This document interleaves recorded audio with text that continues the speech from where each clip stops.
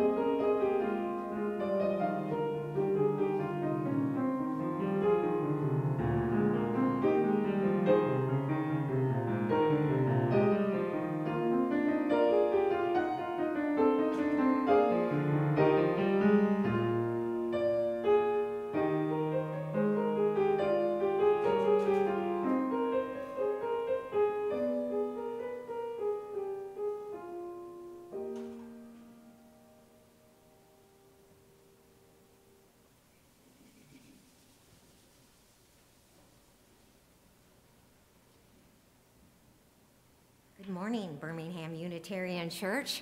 Good morning. Thank you. It is good to be together again. Whether you are joining us here in the sanctuary, where it is nice and cozy, we might add, remotely via Zoom, or watching this recording later, it is good to connect with you. As a multi-platform church, it is important for us to build a bridge between online and in-person participants. We call this connection opportunity greeting our virtual neighbors. First, we will project the image of folks who are also warm and cozy in their jammies on Zoom up here. Put on your cameras, we want to see every little Jimmy Jammy there. Wave to us.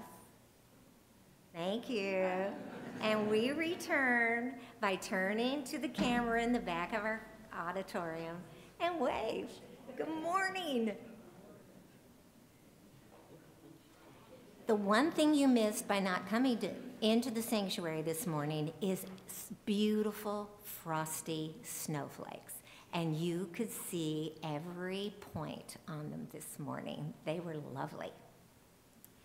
Now, we who are gathered will share our time together this morning. Whenever and however we connect with BUC, we are building BUC. At home, on campus, in the world, every day. We are Birmingham Unitarian Church, and we are building a beloved community. We join with other Unitarian Universalists this morning around the world as we light our chalice. With our values and actions, we join BUC to others around the world with love and gratitude.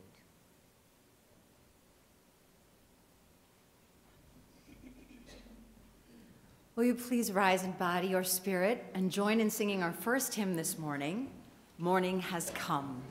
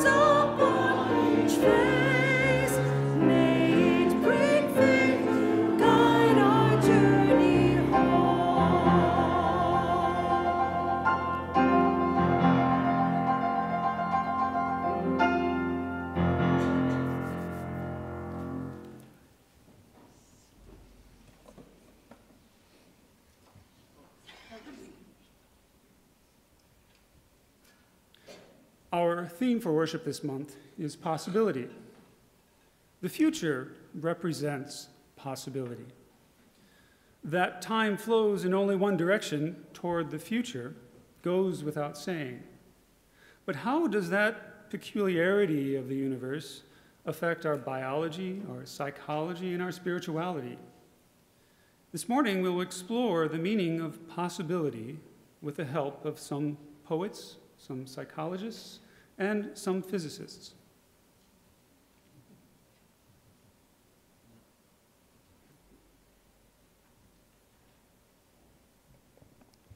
So for today's Time for All Ages, we're going to be thinking about different kinds of time. Did you know that there are different kinds of time? Well, there are. When we think about time, sometimes we use two fancier words to mean two different kinds of time: kairos and chronos. Chronos is the kind of time you're probably used to thinking about. Chronos is the kind of time we mean when we're measuring time. It's what we mean when we say that a movie is 2 hours long, or there are 24 hours in a day, 7 days in a week, 365 days in a year. Some people even measure time in the number of blueys. That is the number of Bluey episodes times the standard run time of 7 minutes. We could say that chronos time is how we measure our days and our lives quantitatively. Kairos is the word we use when we're thinking about our experience of time, how that time feels, and whether or not that time is meaningful. Kairos is the qualitative time of life. Before we talk about it some more, I'd like to do a little experiment. Let's start our experiment with a question. Does 20 seconds feel like a long time or a short time? If I told you you could only watch 20 seconds of TV a day, what do you think? Is that a long time or a short time? Short? Okay. Well, here's the experiment. We're going to see if we can freeze for 20 seconds. So that means that except for breathing, total silence. We're not going to move or make any noise for 20 seconds. Are you ready? All right, hold on. Let me get my timer up here. All right, ready, set, go.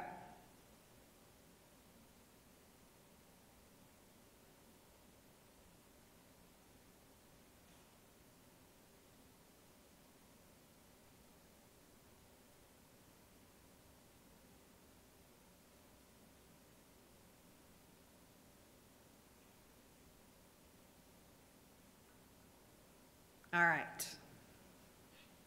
So, nice. Everybody take a breath. You stop breathing. That wasn't the point. You can still breathe. All righty. So, how did that feel? Feel free to just share out loud. It felt long? Okay. Any other feelings about that time? Did anybody feel peaceful? Calm, okay. Did anybody feel anxious? Okay. True, I told you to freeze. Yeah. So maybe you're just waiting for that blink to happen. Well, okay. You see, we have all these different experiences. Maybe a general vibe of taking that time to just feel peaceful in the moment. But all of us froze for that 20 seconds of chronos time. But our kairos time was maybe a little bit different or shared. Kind of depends on, I guess, that 20 seconds of time we were allotted, right? So let me ask you another question. Have you ever been doing something that was really fun and the time just seemed to go really quick? Yeah, seeing some head nods. Does anyone want to share about a time that they felt like it was just going way too fast?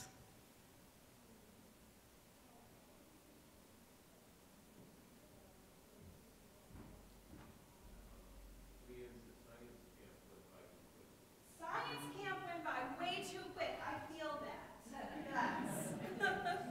So a lot of times when we're having fun, it just goes by way too fast. Well, that's that kairos time, right? Those times when we're so in the moment or in the zone, that we just aren't aware of that chronos time passing. And a kairos moment can happen at any point. It can be as minute as recognizing that sudden need to take a walk in the fresh air to clear your head. And also trusting that taking that time for self-care is not a waste of time, but time that you can afford. Meditation, leisurely reading, walks, staring out the window, fishing, gazing at art, dancing, slow cooking, conversations with intentional listening, acting in the moment when your intuition speaks. All of these keep you attentive, open, and in tune with that present moment. Kairos time can work the other way as well. Have you had to do something that wasn't really interesting and it felt like time was going on forever? Yes, right? So that's when we're super aware of chronos time, the amount of time that's passing. And the seconds are just kind of ticking away, super slow. Our sense of kairos time is maybe boredom or anxiety, probably not an enjoyable passage of time, but something we experience nonetheless. So what's the point of our experiment and all these questions? Well, if one of our goals is to be happy, joyful, fulfilled, as happy, joyful, fulfilled as we can be, and to help others be happy, joyful, and fulfilled as well, we want to be aware of what creates those enjoyable and fulfilling moments of kairos time for ourselves and for each other. Then we can make choices in our lives that are better for our own happiness, and sometimes we might do things that aren't our favorite thing to do, but we do it because we know it makes someone else happier. So I hope you enjoyed our experiment and our conversation, and I hope it wasn't going super slow, that you weren't enjoying your kairos time, and I hope that you have many, many more positive experiences of kairos time throughout your life. However, kairos and chronos time are going to move very quickly in RE today. We're going to have all our children and youth join us in the back of the sanctuary as we head off to the Bakerspace in Hodes Hall.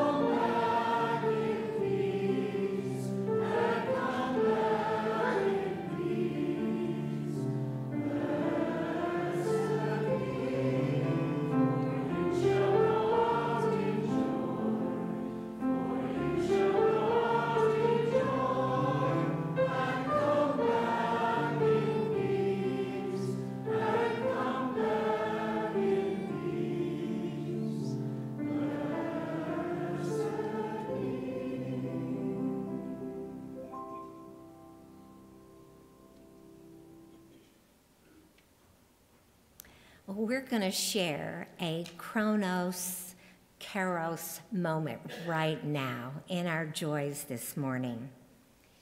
We share our joys together as a BUC community, and this morning we do have a divine one.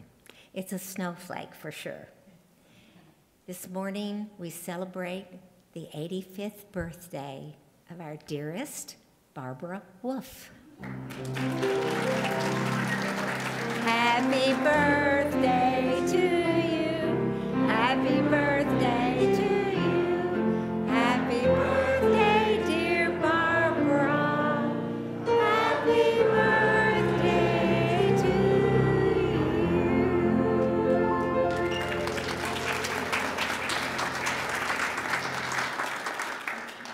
How about that for Chronos and Kairos coming together? As we celebrate joy, we also celebrate sorrow together. This morning, we keep in our hearts and our minds David and Stephanie Greer and their son, David. He has been in long-term care for a while, and yesterday a pacemaker was implanted, and we hope the very best for his future.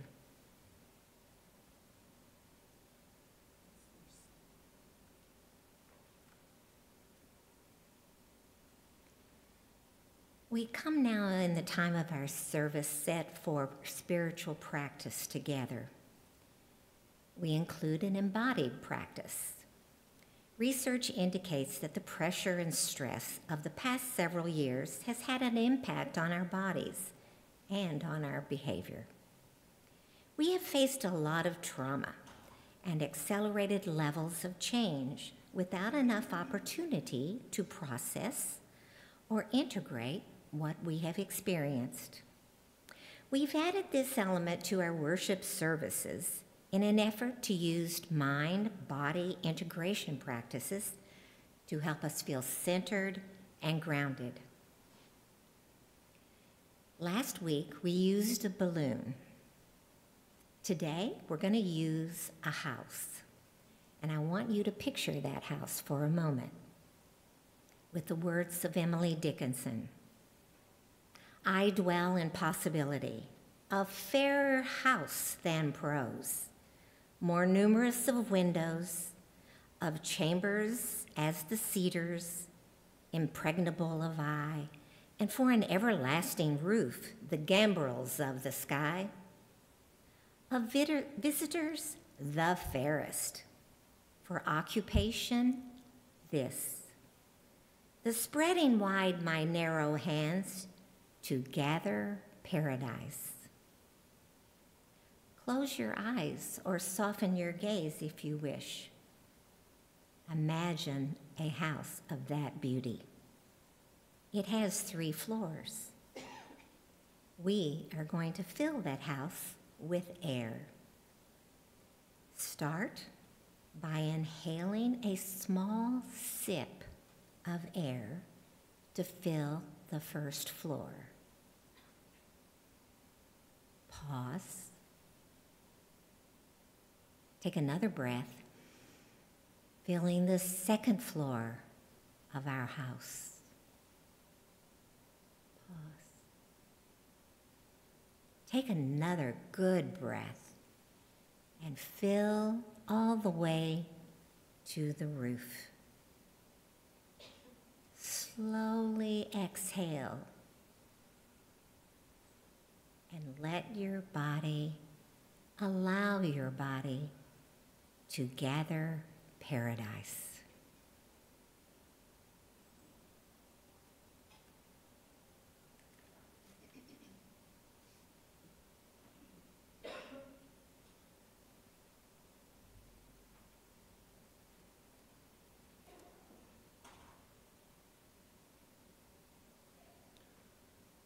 Sometimes it feels we move through the universe as if we are driving a car at top speed in reverse, constrained only to see out the front windshield.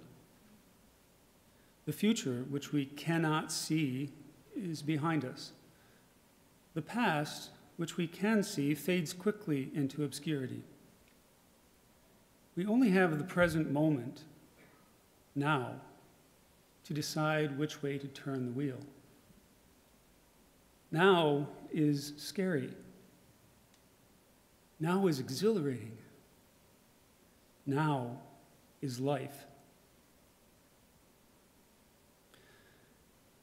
Spirit of life, as we encounter each new moment in time, grant us the serenity to accept the past which we cannot change, the courage to change the future for the better, and the wisdom to more fully know the present moment.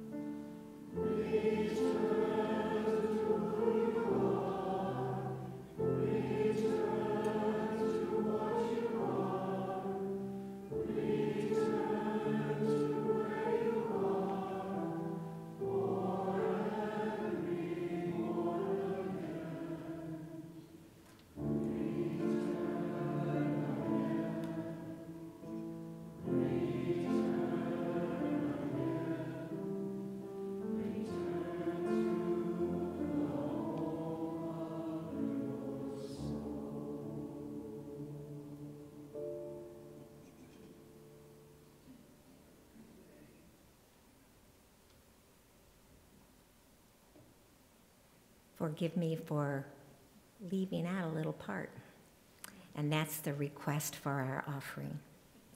The mission of Birmingham Unitarian Church is to be a free and welcoming religious community that encourages lives of integrity, learning, service, and joy. One way we live out this mission is by giving half of our weekly offering to a nonprofit organization that shares our values and addresses needs in one of these areas: environmental action, economic justice, civic engagement, and racial justice. We support a new organization each month.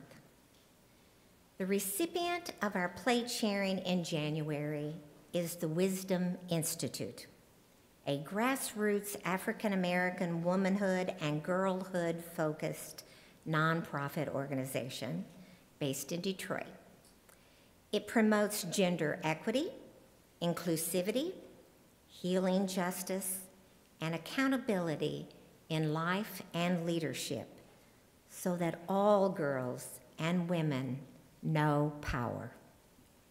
Two areas of focus for their work in 2024 are housing affordability and ensuring that all eligible voters in Detroit have access to vote and their vote gets counted. Let there be an offering in support of our beloved community and organization that builds the world we dream about. This morning's offering will now be received with gratitude. Ushers, please come forward.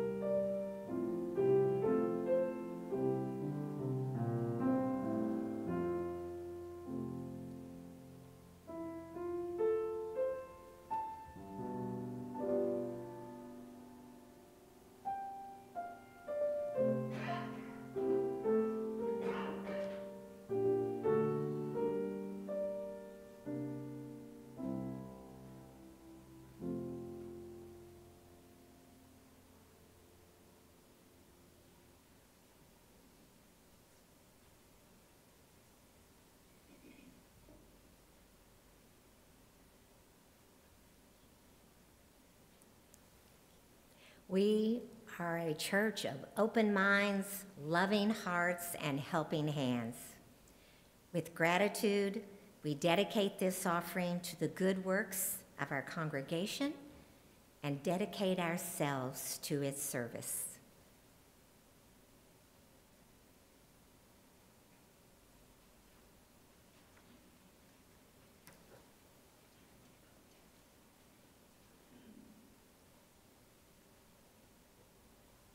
As a grandmother, mother, and educator, the concept of possibility is embedded in every molecule of this earthly body.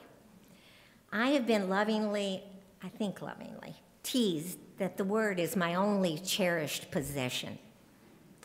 People tease me about it all the time because I use it very often. When I taught and met Ben and Rosalind Zander, who wrote the book, The Art of Possibility, I hoped I had been reincarnated.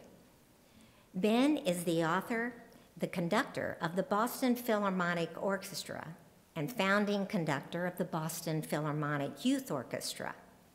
He is a teacher, an author, and with his wife, Rosamond, who is a social worker, an award-winning leadership guru to leadership in business, academia, and healthcare.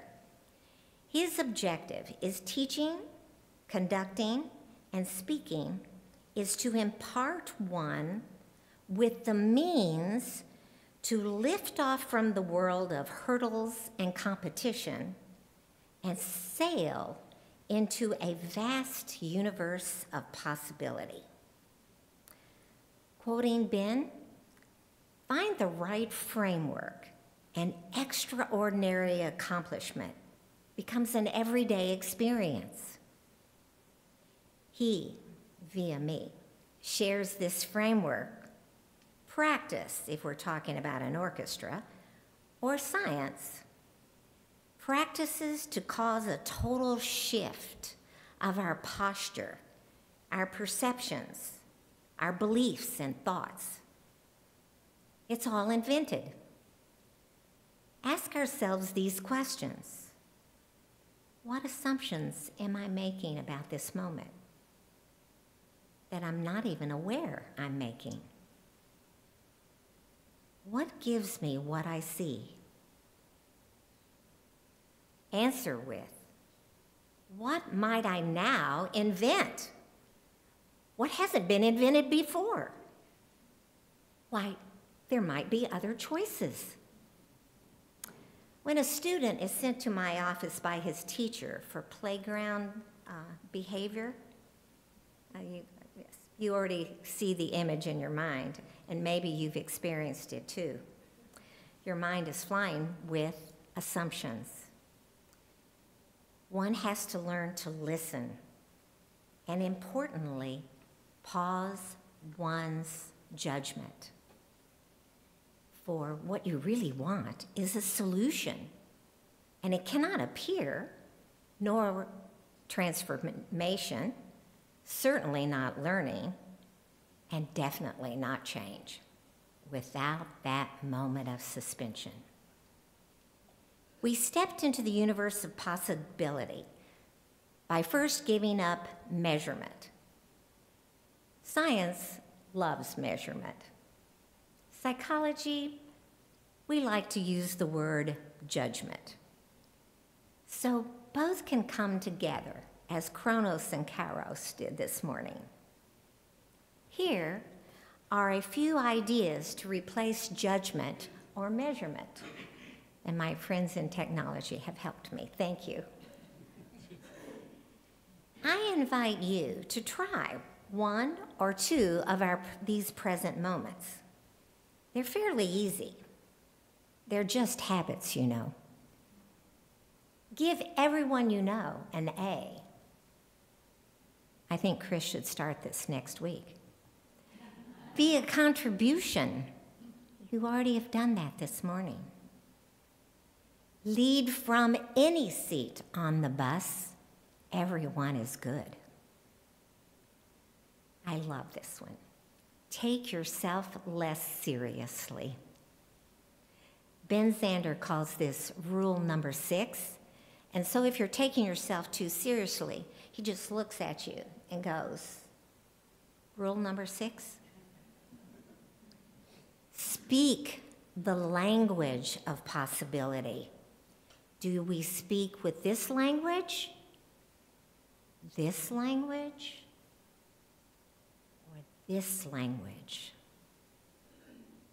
Encourage passion in everyone. Light a spark wherever you go. Make a difference. It's part of our values, isn't it?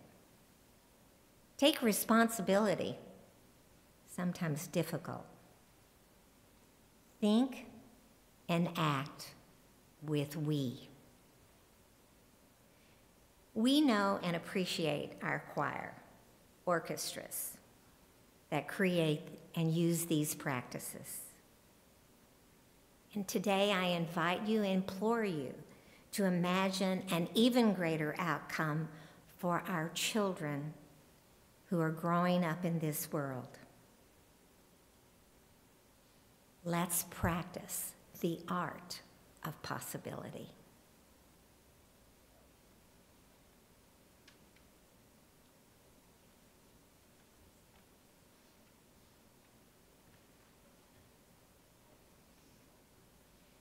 Our reading this morning is an excerpt from Burnt Norton, number 1 of 4 quartets by T.S. Eliot. Time present and time past are both perhaps in time future, and time future contained in time past. If all time is eternally present, all time is unredeemable. What might have been is an abstraction remaining a perpetual possibility only in a world of speculation. What might have been and what has been point to one end, which is always present. Footfalls echo in the memory down the passage which we did not take toward the door we never opened into the rose garden. My words echo thus in your mind, but to what purpose disturbing the dust on a bowl of rose leaves, I do not know. Other echoes inhabit the garden. Shall we follow?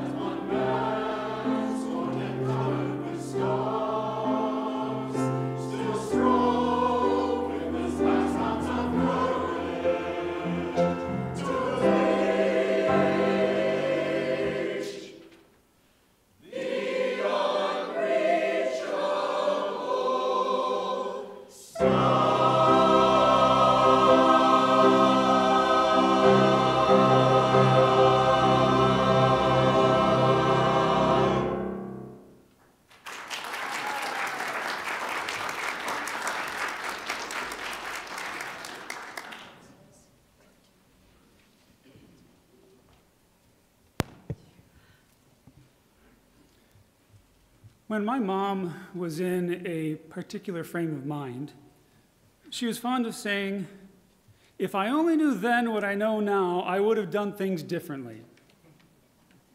When I was a kid, those words filled me with dread. They made me dread that when I got to my later years, like her, I would regret the decisions I had made in earnest in my earlier years. Yes, back then, I dreaded a future filled with regret about the past. I think I was a complicated child. I have it on good authority also that as a kid, I was a smart aleck. Sister Margaret Mary, Sister Mary Jerome, and Sister Mary Adolphine, my 6th, 7th, and 8th grade teachers respectively, were unanimous in that assessment. "You're a smart aleck," they all said. And they were nuns of enormous authority. Now, if you're not familiar with the pedagogical jargon of the Felician sisters, a smart aleck is someone who has little respect for authority and insists on coming to his own conclusions.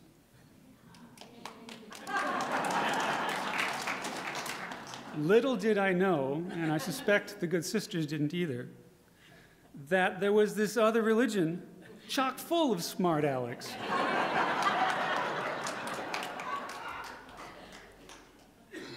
As this smart aleck got older, I got it into my head to rethink my mother's words and restate them as, if I don't know now what I didn't know then, I will do things exactly the same. If I don't know now what I didn't know then, I will do things exactly the same. I found this restatement neutralizes my dread and actually provides some comfort. It provides sort of a unified theory between the intellectual process of making a decision and the emotional byproducts of living with it. Over the decades, it has become a supporting pillar of my spiritual life. I call this idea absolution through the second law of thermodynamics. Let me try to explain. I'll start with some ideas about decisions. A decision is an action taken in the present to bring about a desired outcome in the future. The problem comes from uncertainty about the future. This means we can't judge a decision by its outcome because we know that a good decision can result in a bad outcome, and a bad decision can result in a good outcome. So let's say that a good decision is one that we think maximizes the probability of a desired outcome based on present evidence of what happened in the past. Did you follow that? There's a lot of references to present, past, and future in that explanation. So let's look at a fairly easy to understand and useful model of time and then see where the uncertainty comes in. Think of time as a straight line somewhere above my head. The past starts way off to your left and continues all the way to a point right above my head. And the future starts at that same point and goes all the way off to your right. The present moment, then, is only a point. It's of zero duration. It takes up no time. It's where the future becomes the past. So the present is only ever a passing moment. Let's try to observe present moment. Consider some moment in the future on that timeline as it approaches. Ready? Now, that was the present moment. At that instant, the future moment we were anticipating became a past moment that we remembered. The instant of that moment's transition from future to past was the present moment. There are a lot of interesting properties of this present moment. Let's look at two. First, all of reality as our brain perceives it is contained in the present moment. All events in the past have left the realm that we see as reality. All the events in the future haven't reached it yet. The only thing we know comes from evidence in the present moment. The reality that exists in the present moment tells us about the past and the future, but in two very different ways. We all know that we remember the past, but we predict the future. Second, all our actions happen in the present moment. And we all know that our actions in the present moment cannot change the past, but they can change the future. This means that with every present moment, we are forced to evaluate the evidence in the current reality and make a choice to act or not. The choice is dependent on the possibilities that might extend from the present reality and how our action might limit the possibilities to those we prefer. Why do these properties of the present moment exist? Why do we remember the past but not the future? And why do our present actions affect the future but not the past? This is where the second law of thermodynamics comes in. The second law is peculiar among the laws of nature. The peculiarity of the second law lies in its asymmetry. Pretty much all the laws of physics are symmetrical with respect to time. I can express the laws of, say, planetary motion as a mathematical formula with a variable t for time in it. Using that formula, I can determine where the sun will be in the sky for any time t by just plugging that number in. It works if I input time as 5 days in the future or 5 days in the past. The formula works well either way. It is symmetrical about the present moment. The second law of thermodynamics is not like that at all. It says that any closed system has a characteristic called entropy, and whenever the system changes, the entropy goes up. By definition, the universe is a closed system.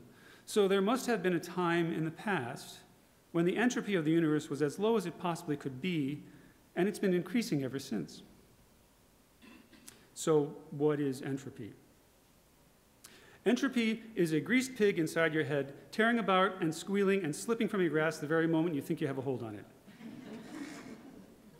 At least that's what most engineers and physicists think in their first thermodynamics class. But more formally, physicists describe entropy to us non-physicists as the state of disorder of a system. But that leaves us with the question, what does disorder mean? So then, physicists illustrate disorder with a thought experiment.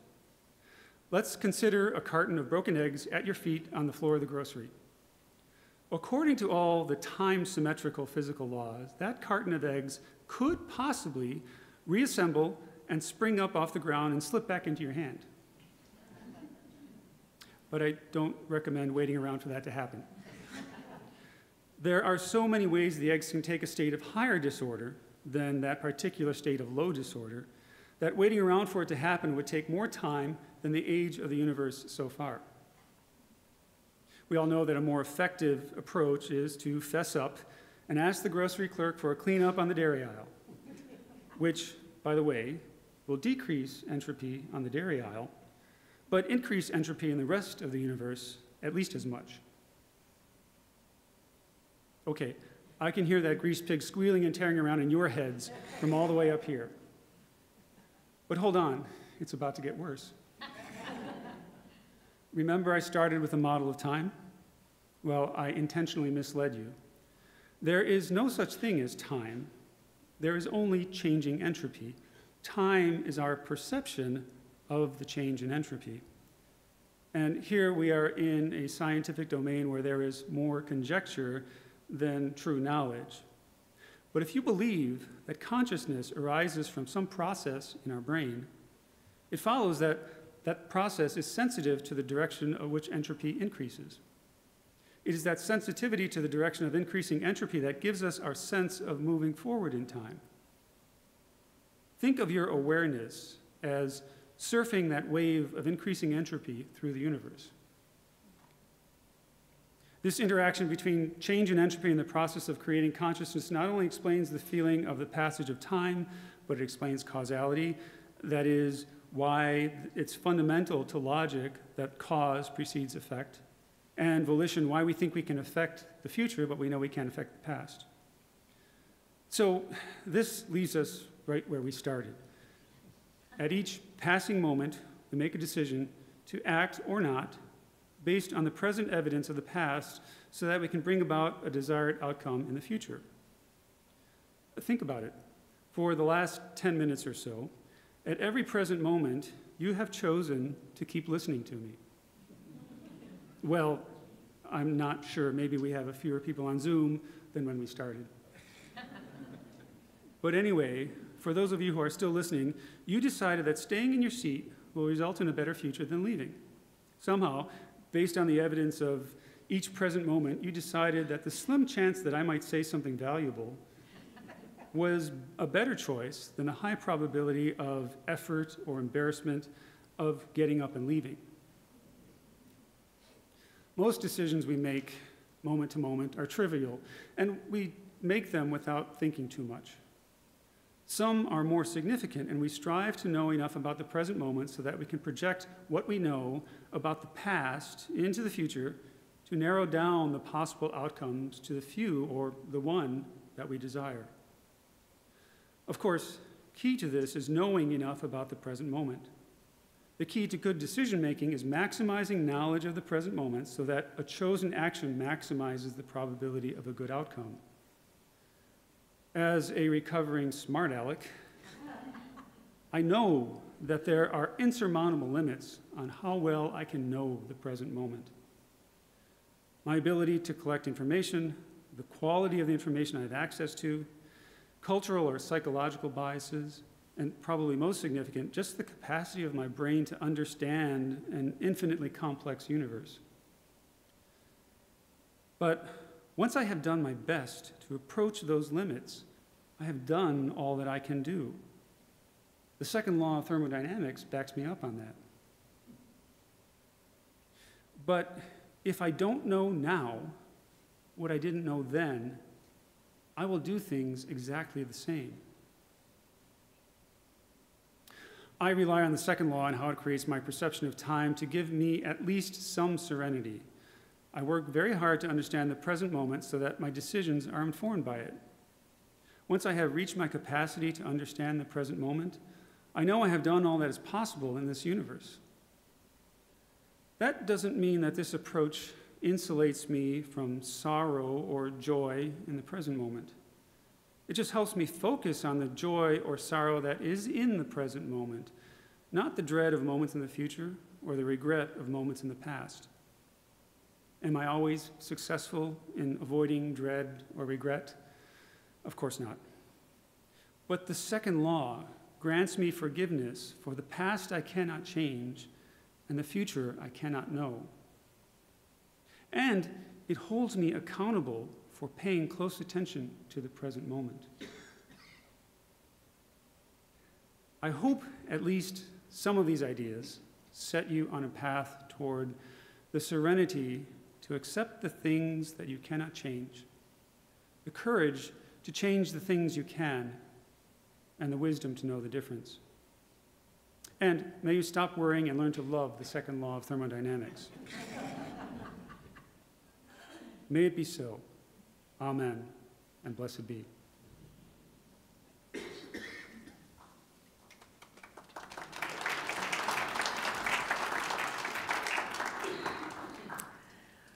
Please rise and body your spirit and join in singing our final hymn for this morning, In the Bleak Midwinter. 241.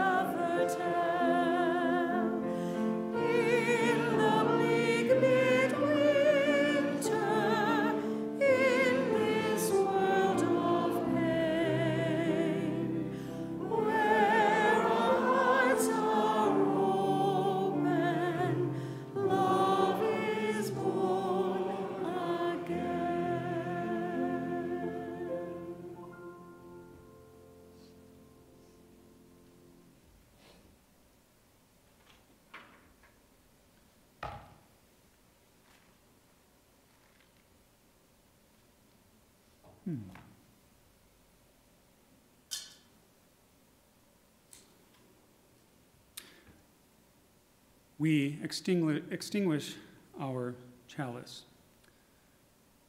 but our current moment, our present moment together is over. Our future begins. May it be so. Amen, and blessed be.